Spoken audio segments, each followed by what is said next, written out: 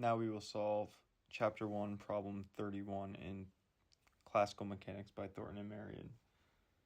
We'll start with A. We have the gradient of r raised to the n is equal to n times r raised to the n minus 2 times r vector. We'll start with the gradient operator, which we can express as the following equation.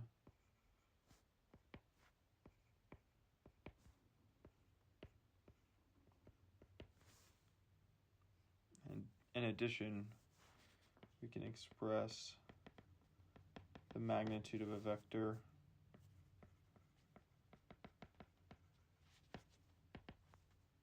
as r, for example,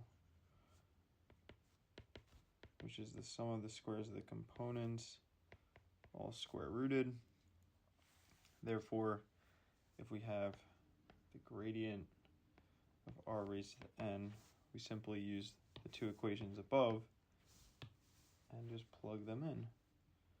We'll have the sum over I, e hat I, drn, dxi. Now we want to plug in the magnitude of r.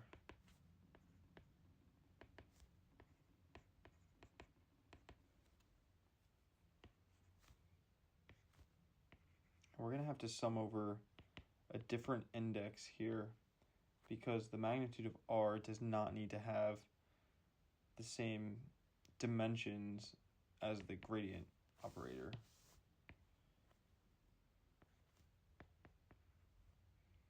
This is all raised to the n power.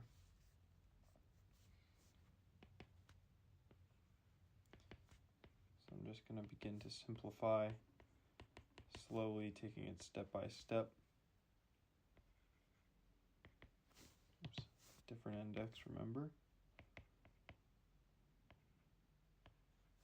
And then this is going to be raised to the n over 2. And we can use the chain rule to actually differentiate with respect to the I, x sub I. So we're going to have sum over I. And n over 2 comes down. Still summing over j. You have to do the derivative minus 1, and then take the derivative of the inside using chain rule.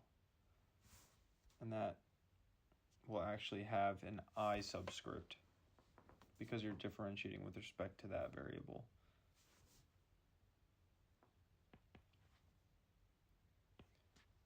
We can group terms.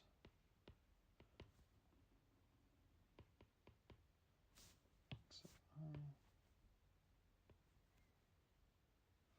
we're going to leave the n. 2's cancel here.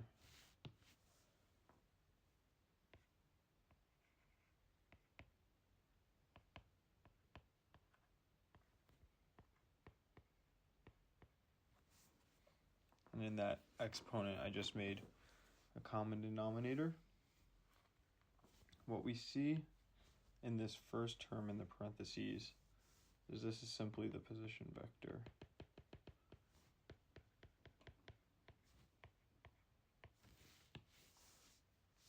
So let's write that.